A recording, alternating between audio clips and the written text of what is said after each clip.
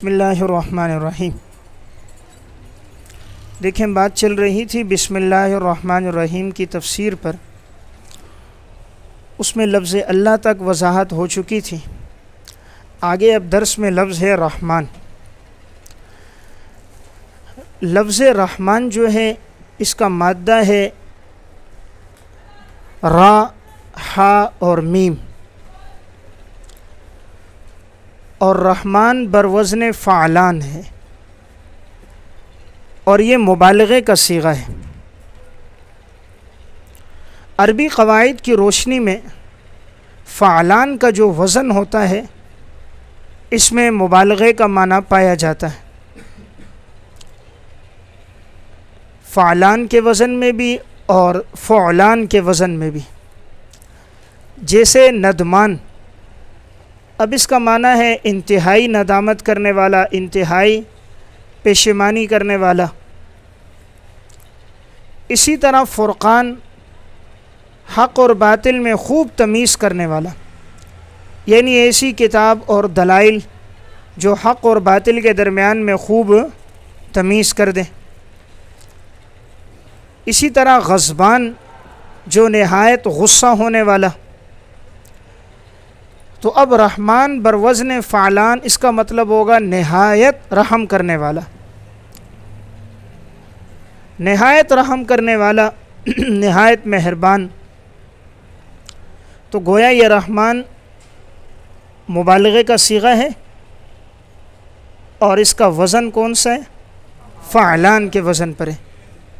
تو اس کا مطلب یہ ہوگا کہ وہ ذات کہ جس میں صفت رحمت نہایت کثرت کے ساتھ ہو، جس میں صفت رحمت بہت زیادہ پائی جاتی ہو، وہ ذات اللہ کی ذات ہے۔ رحمان کے بعد لفظ الرحیم۔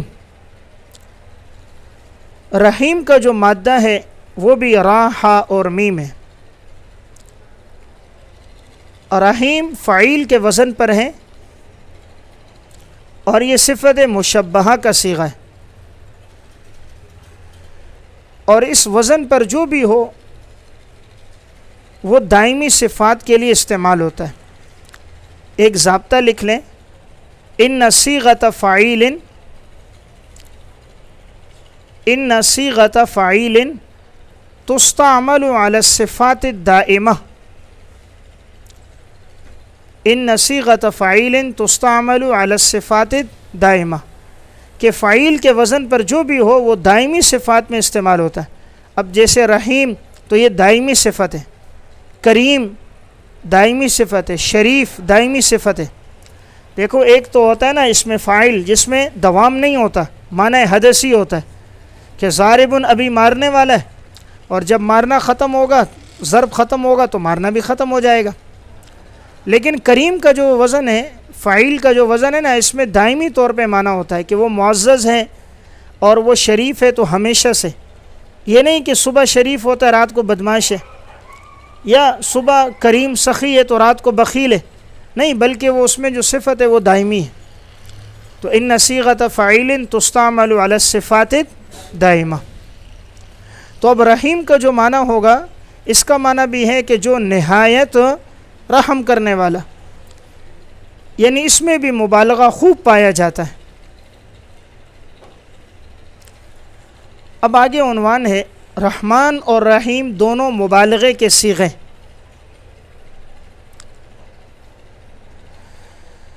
رحمان اور رحیم دونوں مبالغے کے صیغے۔ امام قرطبی رحمہ اللہ نے تفسیر قرطبی میں بیان کیا ہے اس کو، کہ انہوں نے فرمایا جمہور حضرات کی رائے یہ ہے کہ رحمان مشتق ہے رحمت سے، اور یہ مبالغے کے معنی پہ دلالت کرتا ہے۔ وَذَهَبَ الْجَمْهُورُ مِنَ النَّاسِ إِلَىٰ أَنَّ الرَّحْمَانَ مُشْتَقٌ مِنَ الرَّحْمَةِ مَبْنِيٌّ عَلَى الْمُبَالَغَةِ وَمَعْنَاهُ ذُو الرَّحْمَةِ الَّذِي نَظِيرَ لَهُ فِيهَا۔ اس کا مطلب ہے جس میں اتنی رحمت ہو کہ جس کی کوئی نظیر موجود نہ ہو۔ فَلِذَلِكَ لَا يُصَنَّى وَلَا يُجْمَعُ، اسی وجہ سے اس کا نہ تثنیہ آتا ہے اور نہ جمع۔ کما یصن الرحیم و یجمع، جس طرح کہ رحیم کے لیے تثنیہ اور جمع آتا ہے۔ دیکھیں، رحمان کا تثنیہ جمع نہیں ہے نا، رحمان کا تثنیہ بھی استعمال نہیں ہوتا اور رحمان کے لیے جمع بھی استعمال نہیں ہوتا. تو خلاصہ یہ ہوا کہ یہ دونوں مبالغہ ہیں اور یہ مشتق ہے، اس کے لیے مادہ جو ہے وہ رحم ہے. تو مطلب انتہائی مہربان اور انتہائی رحم کرنے والا.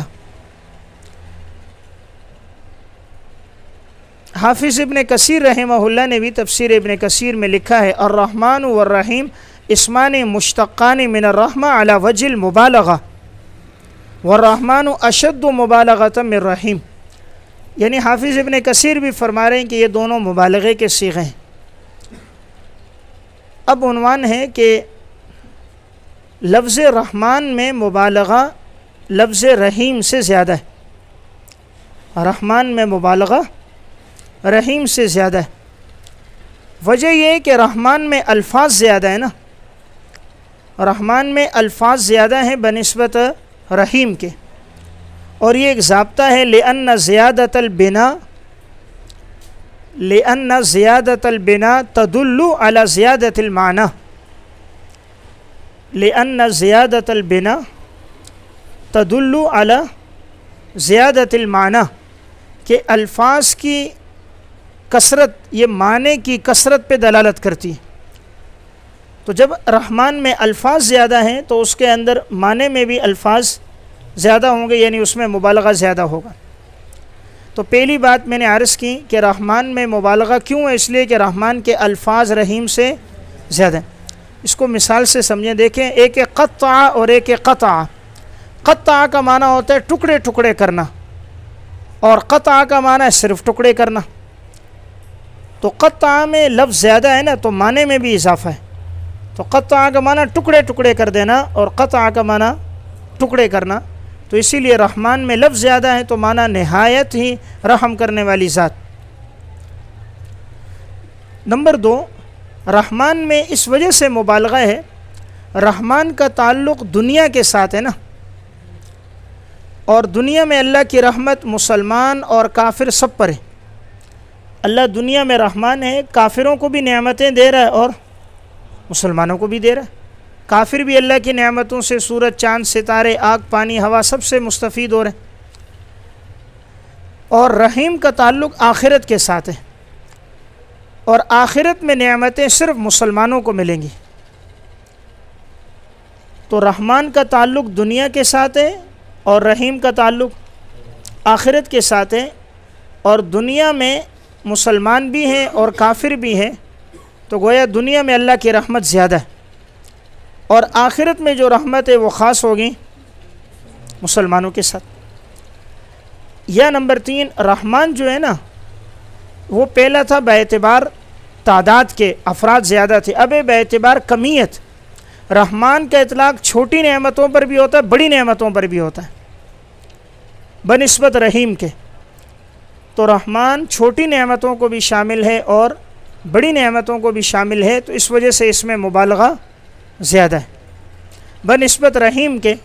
اب رحیم آخرت پہ اطلاق ہوگا تو وہ بڑی بڑی نعمتیں ہیں، تو اس میں ایک نعمتیں ہیں دوسری شامل نہیں ہوں گی، لیکن رحمان چھوٹی بڑی سب نعمتوں کو شامل ہے. 3 ہو گئے. نمبر 4، چوتھا یہ ہے کہ رحمان وہ ہیں، امام ضحاک رحمہ اللہ کہتے ہیں رحمان کا تعلق آسمان والوں کے ساتھ ہے اور رحیم کا تعلق زمین والوں کے ساتھ ہے. عبداللہ بن مبارک رحمہ اللہ فرماتے ہیں رحمان کا مطلب ہے جب اس سے مانگا جائے تو وہ عطا کرتا ہے، اور رحیم اگر اس سے نہ مانگے تو وہ ناراض ہو جاتا ہے. رحمان کہ جتنا مانگا جائے اللہ عطا کرتا ہے، رحیم وہ کہ اس سے نہ مانگے تو وہ ناراض ہوتا ہے. دیکھیں، دنیا میں آپ کسی سے مانگو گے ناراض ہوتا ہے، اور اللہ سے نہ مانگو تو اللہ ناراض ہوتا ہے. تو خلاصہ کلام یہ ہوا کہ رحمان کے اندر مبالغہ زیادہ ہے بنسبت رحیم کے. حضرت مولانا عبید اللہ سندھی رحمۃ اللہ علیہ متوفہ 1363 ہجری، حضرت فرماتے ہیں رحمان میں جو ہے نا وہ شفقت پدری ہے، والد کی شفقت. رحیم میں اشارہ ہے ماں کی شفقت کی طرف، اور باپ یہ چاہتا ہے کہ میرا بیٹا مشقت برداشت کرے لیکن اچھی تعلیم حاصل کرے، آگے سے آگے بڑھے، اور ماں یہ چاہتی ہے بیٹے کو ہر وقت آرام ملے، تو ذرا تکلیف ہے، ماں کہتی ہے بیٹا چھٹی کرو، آرام کرو، سبق نہ جاؤ، اسکول نہ جاؤ، لیکن باپ سختی کرتا نہیں تم نے جانا ہے۔ تو دنیا میں باپ کی رحمت ہے کہ سختی ہے، احکامات پر عمل کرو، شریعت پہ چلو، اور آخرت میں ماں کی رحمت ہے کہ سب مزے ہی مزے، وہاں راحت ہی راحت ہے۔ تو دنیا میں شفقت پدری ہے، اس لیے مشقت والے اعمال ہیں، اور آخرت میں شفقت مادری ہے، آخرت میں ان انعامات کا صرف بدلہ ہی بدلہ ہے۔ اب ایک عنوان ہے کہ رحمان کا اطلاق غیر اللہ پہ جائز نہیں ہے، بغیر اضافت کے نا، صرف رحمان غیر اللہ کے لیے نہیں کہہ سکتے، غیر اللہ کے لیے جب بھی کہیں گے تو عبد الرحمن، صرف رحمان نہیں کہہ سکتے۔ یہ جو بات سادی کہتے ہیں رحمان بابا نے کہا، تو یہ جملہ ٹھیک نہیں ہے، اس لیے کہ کہنا چاہیے عبد الرحمن بابا نے یہ کہا، رحمان ذات صرف قل ادعوا اللہ او ادعوا الرحمن، اللہ کہہ کر پکارو یا رحمان کہہ کر پکارو، اس لیے رحمان کا اطلاق صرف اللہ پر ہوگا، غیر اللہ پر اس کا اطلاق نہیں ہے۔ امام قرطبی رحمہ اللہ تفسیر قرطبی میں فرماتے ہیں اکثر العلماء علی ان الرحمن مختص باللہ عز وجل لا يجوز ان يسمى به غیرہ الا تراہ قال قل ادعوا اللہ او ادعوا الرحمن۔ اکثر علماء اس کے قائل ہیں کہ رحمان جو ہے اللہ کے ساتھ مختص ہے، غیر اللہ کے لیے نام رکھنا جائز نہیں ہے، یعنی جب بھی رکھیں گے تو کس کے ساتھ؟ اضافت کے ساتھ۔ میں نے بات عرض کی نا، اضافت کے ساتھ ہوگا، بغیر اضافت کے جائز نہیں ہے۔ اس لیے قاضی ثناء اللہ پانی پتی بھی تفسیر مظہری میں والحق ان الرحمن ابلغ لزیادت البنا ولذلك اختص باللہ تعالی دون الرحیم، اسی لیے اللہ کے ساتھ یہ خاص ہے، نہ کہ رحیم۔ دیکھیں رحیم کا اطلاق آپ صلی اللہ علیہ وسلم پر بھی ہوا ہے، رحیم کا اطلاق مخلوق پہ ہوا ہے، لیکن رحمان کا اطلاق غیر اللہ کے لیے نہیں۔ اب عنوان ہے لفظ رحمان کو رحیم پر کیوں مقدم کیا؟ لفظ رحمان رحیم پر کیوں مقدم ہے؟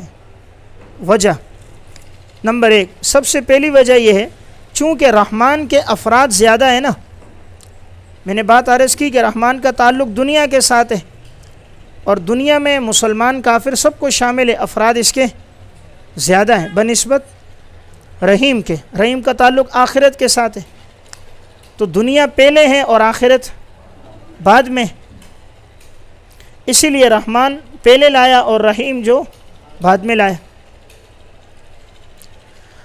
دوسری وجہ یہ کہ رحمان بمنزل علم کے نا، رحمان بمنزل علم نام کے، کیونکہ غیر اللہ پر اطلاق نہیں ہوتا۔ رحیم بمنزل وصف کے، اور علم پہلے آتا ہے اور وصف بعد میں آتا ہے۔ یہ نمبر 3، چونکہ رحمان چھوٹی بڑی سب نعمتوں کو شامل ہے، تمام نعمتوں پر اس کا اطلاق ہو رہا ہے، تو افراد بھی اس کے زیادہ ہیں اور نعمتیں اور انعامات بھی زیادہ، یعنی بے اعتبار کمیت کے بھی زیادہ، بے اعتبار کیفیت کے بھی زیادہ، تو اس وجہ سے اسے مقدم کیا۔ یا اس لیے مقدم کیا نا، سجا کی رعایت رکھیں، سجا کہتے ہیں وزن، قافیہ۔ دیکھیں اب سورہ فاتحہ میں نا سب الفاظ جو آخر میں آ رہے ہیں ان کا وزن برابر ہے، وہ اس طرح کہ الحمدللہ رب العالمین، الرحمن الرحیم، مالک یوم الدین، ایاک نعبد و ایاک نستعین، سب کے آخر میں وزن برابر ہے۔ اب رحیم کا وزن بھی برابر آ رہا ہے۔ اگر رحیم پہلے آتا تو ہوتا بسم اللہ الرحیم الرحمن، تو رحمان بعد میں ہوتا، تو آگے جو وزن آ رہا ہے رب العالمین، رحمان الرحیم، مالک یوم الدین اور ایاک نعبد و ایاک نستعین، تو قافیہ کیا نہ رہتا؟ برابر نہ ہوتا، وزن اور سجا کیا نہ ہوتا؟ برابر نہ ہوتا، اس لیے رحمان کو پہلے لایا اور رحیم کو بعد میں لایا۔ یہ علامہ آلوسی رحمہ اللہ روح المعانی میں کہتے ہیں رحیم چونکہ آپ صلی اللہ علیہ وسلم کی صفت ہے، حضور پر اطلاق ہوا ہے، اور رحمان اللہ کی صفت ہے، اللہ کی صفت مقدم ہے۔ رحمان اللہ کی صفت ہے، اللہ پر اطلاق ہوتا ہے، تو اس لیے وہ پہلے ہے، اور رحیم کا اطلاق حضور پر بھی ہوا ہے، اس لیے اس کو بعد میں لایا ہے۔ یا اس لیے کہ لفظ رحمان جو ہے نا وہ بمنزل لفظ اللہ کے ہے نا، کہ صرف اللہ پر بولا جاتا ہے، اور رحیم تو غیروں پر بھی بولا جاتا ہے۔ تو جس طرح لفظ اللہ مقدم ہے، اس طرح لفظ رحمان بھی کیا ہے؟ مقدم ہے۔ وجہ یہ کہ غیر اللہ پر اس کا اطلاق نہیں ہوتا، اسی وجہ سے اس کو مقدم کیا۔ اب یہاں رحمان کے اندر ایک لفظ ہے نا، رحمان کا معنی ہوا نہایت مہربان نا۔ اب رحم کس کو کہتے ہیں؟ رحم کی تعریف کیا ہے؟ تو دیکھیں رحمت کی تعریف لکھیں۔ ہم کہتے ہیں نا اللہ نہایت مہربان، نہایت رحم کرنے والا ہے، تو رحمت کی تعریف، مشہور تعریف تو یہ ہے، رقۃ القلب، رقۃ القلب بحیث یقتضی الاحسان، رقۃ القلب دل کا نرم ہو جانا، بحیث یقتضی الاحسان اس طور پہ کہ وہ احسان کا تقاضا کرے۔ دیکھیں انسان کا دل نرم ہوتا ہے تب وہ احسان کرتا ہے نا۔ آپ نے کسی فقیر کو، مستحق کو دیکھا کہ وہ نہایت پریشان غمزدہ تھا، اس کے اعضاء نہیں تھے یا تکلیف میں تھا، فالج میں تھا، تو انسان کا دل چاہتا ہے میں اس کے ساتھ مدد کروں، تو پہلے دل نرم ہوتا ہے، پھر وہ دل کی نرمی تقاضا کرتی ہے احسان کا۔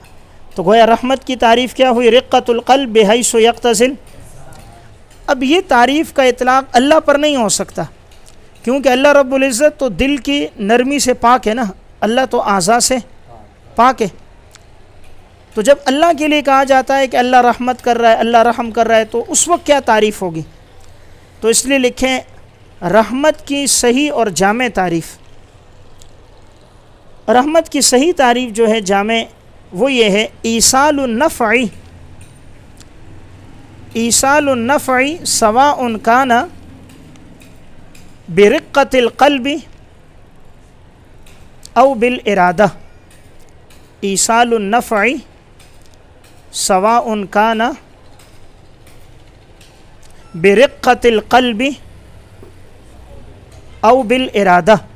تو تعریف یہ ہوئی ایصال النفع، رحمت اسے کہتے ہیں نفع کو پہنچانا، سواء کان برابر ہے، برقۃ القلب وہ دل کی نرمی کے ساتھ ہو، او بالارادہ یا ارادے کے ساتھ۔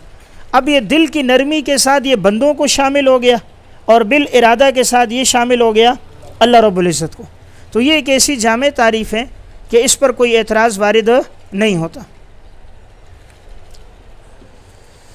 اللہ رب العزت کی جو رحمت ہے نا وہ تکوینیات اور تشریعیات دونوں کو شامل ہے، یعنی اللہ کی رحمت اتنی عام ہے کہ وہ تکوینیات کو بھی شامل ہے اور تشریعیات کو بھی۔ تکوینیات کا مطلب دیکھیں اللہ کے رحمت اور نعمتوں سے سب فائدہ لے رہے نا، تکوینیات مسلمان، کافر، چرند پرند، حیوان سب فائدہ لے رہے ہیں، غیر مسلم بھی لے رہے ہیں۔ تو اللہ نے اپنی نعمتوں میں اتنی رحمت رکھی ہے، سب کو اللہ مستفید کر رہا ہے۔ تشریعیات میں بھی اللہ کی رحمت ہے کہ ایک آدمی 60 سال 70 سال کافر رہا، پھر وہ اگر مسلمان ہو جاتا ہے اللہ سارے گناہ معاف کر دیتا ہے نا۔ تو اللہ کی کتنی رحمت غالب ہے کہ ان الاسلام یہدم ما کان قبلہ، اسلام لانے سے انسان کے سارے گناہ معاف ہو جاتے۔ تو اللہ کی رحمت تکوینیات میں بھی غالب ہے اور تشریعیات میں بھی غالب ہے۔ اب یہاں عنوان ہے اسماء باری تعالیٰ میں اعتبار غایات کا ہوگا نہ کہ مبادی کا۔ اسماء باری تعالیٰ میں اعتبار غایات کا ہوگا نہ کہ مبادی کا۔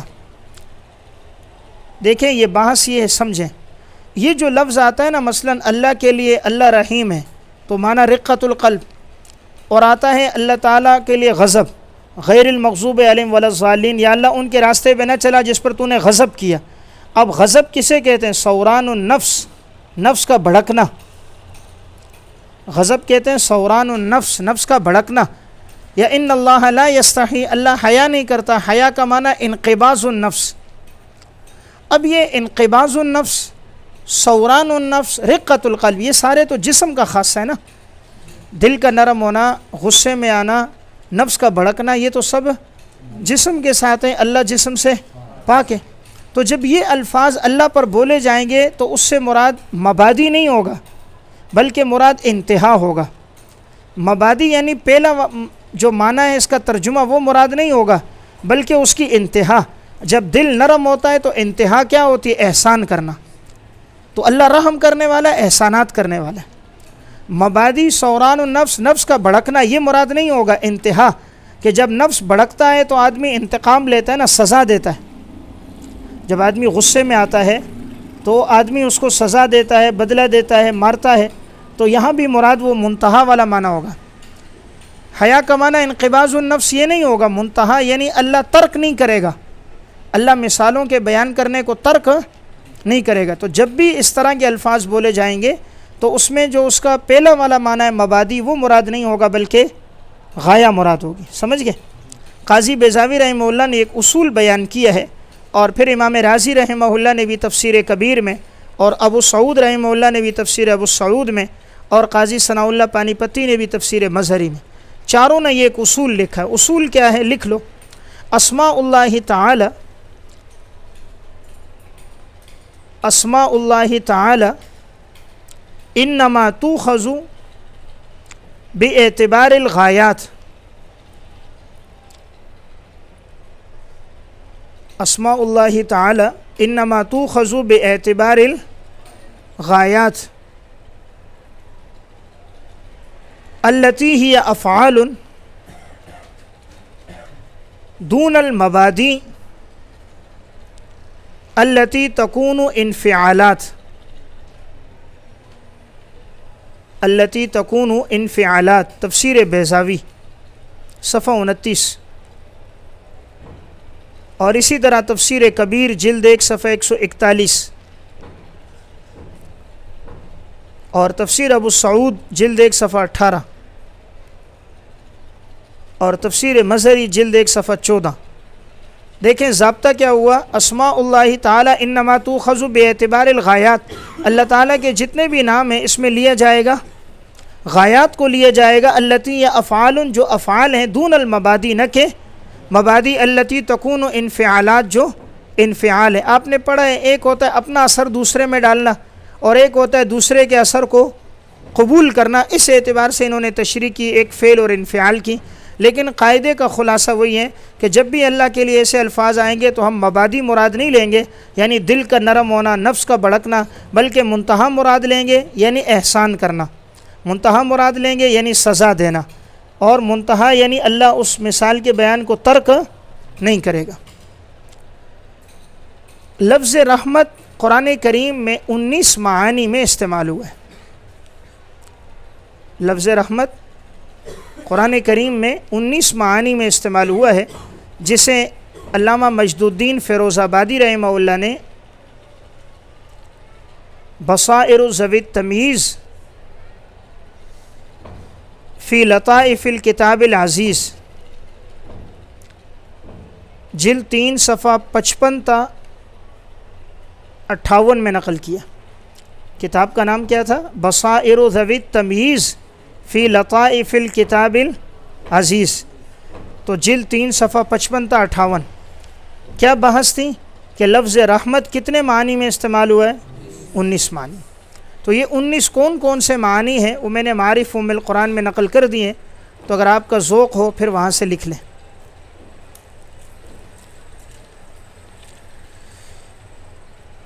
بسم اللہ کے 11 خواص،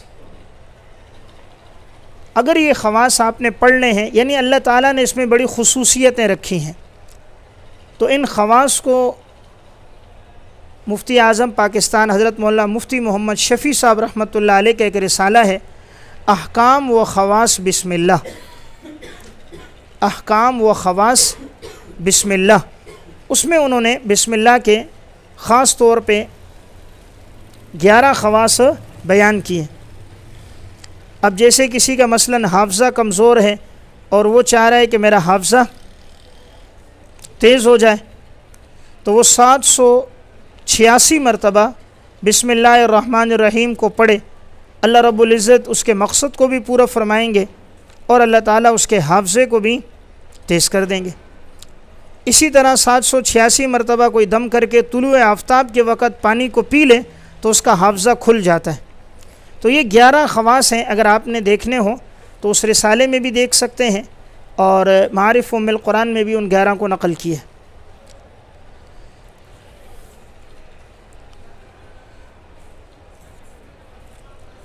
اب عنوان ہے